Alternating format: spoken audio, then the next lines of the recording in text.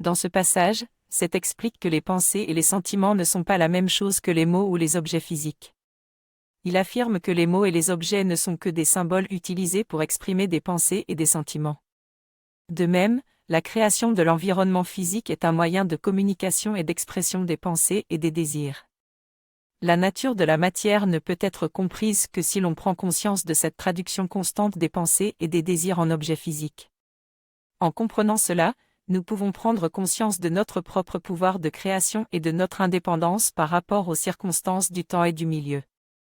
Cet encourage le lecteur à voir les objets physiques comme des moyens d'expression plutôt que comme une réalité en soi, ce qui permettrait de libérer le lecteur de la contrainte artificielle de la forme physique et de prendre conscience de son propre pouvoir de création.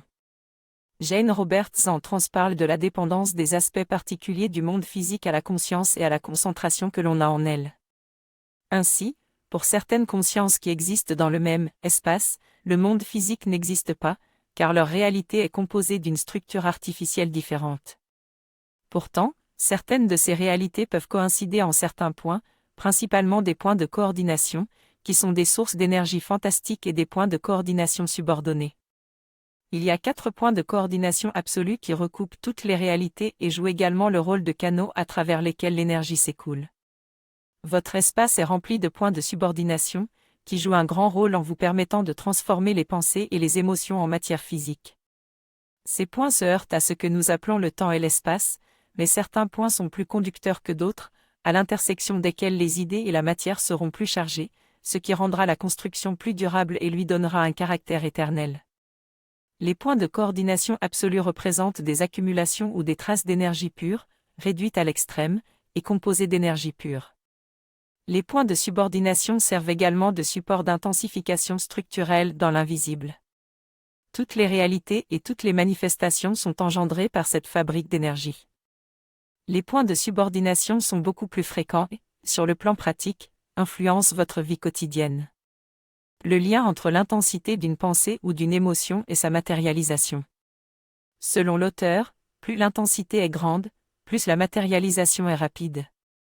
Ce principe s'applique à toute pensée, qu'elle soit positive ou négative. Les pensées et émotions commencent à s'actualiser dans le monde physique dès leur conception.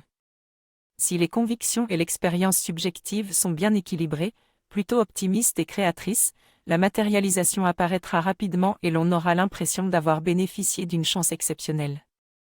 L'auteur précise également que certains endroits du monde, comme la côte ouest des États-Unis, sont des zones exceptionnellement fortes où les pensées sont très fécondes, et où la matérialisation apparaît rapidement. Le texte met également en évidence le lien entre la conscience et la matière, soulignant que les émanations de la conscience se forment dans la matière physique à l'aide de moyens très définis et à travers des lois très valables, bien qu'elles soient actuellement inconnues. Le texte explique également que les émanations surgissent à des degrés variables de toute conscience, y compris celle cellulaire, et qu'un réseau invisible d'unités électromagnétiques parcourt l'atmosphère entière, à partir duquel se forment les particules de la matière physique.